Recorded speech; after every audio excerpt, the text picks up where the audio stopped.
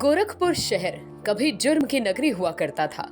हत्या, किडनैपिंग, लूटपाट, जबरन वसूली, ठेकेदारी को लेकर राज्य में वर्चस्व की लड़ाई इतनी थी कि शहर अक्सर खून से लाल हो जाया करता था। इसी गोरखपुर से अब एक नए माफिया का नाम जुड़ गया है। एक नए अपराधी को माफिया की लिस्ट में डाल दिया गया है और ये नाम है अजीत शाही का। राज्य के मुख्यमंत्री योगी आदित्यनाथ ने राज्य से माफियाओं का खात्मा करने की कसम खाई है और ये तो बात ही योगी आदित्यनाथ के अपने शहर गोरखपुर की है। अजीत शाही का नाम जुड़ते ही अब कुल गोरखपुर के 5 अपराधी माफिया लिस्ट में शामिल हो चुके हैं। अजीत शाही मूल रूप से देवरिया के भाटपार रानी थाना क्षेत्र के पकड़ी बाबू गांव का रहने वाला एक खतरनाक हिस्ट्री शीटर है।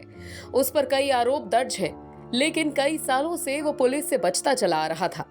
गोरखपुर के 4 अन्य अपराधी विनोद उपाध्याय, सुधीर सिंह, राजन तिवारी और राकेश यादव पहले ही यूपी पुलिस की लिस्ट में माफिया करार दिए जा चुके थे।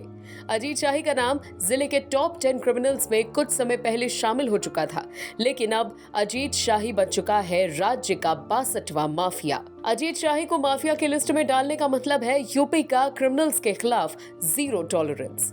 इससे साफ है कि योगी आदित्यनाथ की पुलिस किसी भी अपराधी को बख्शने के मूड में बिल्कुल नहीं है।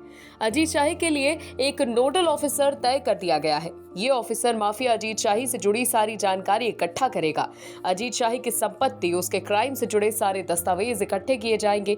इसके अलावा माफिया की आय का स्रोत पता लगाया जाएगा और उन लोगों से भी पूछताछ होगी जो डायरेक्ट या इनडायरेक्ट माफिया के काले कारोबार से ताल्लुक रखते हैं।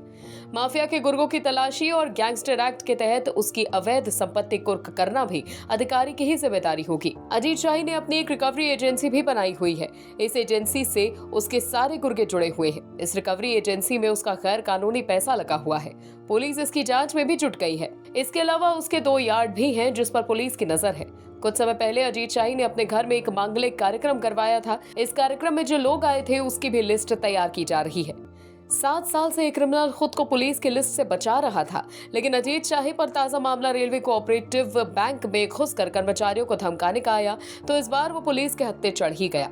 इस मामले में अजीत शाही काफी समय तक फरार चल रहा था। अजीत शाही पर 23 साल पहले दर्ज केस के मामले में भी पुलिस उसकी तलाश कर रही है।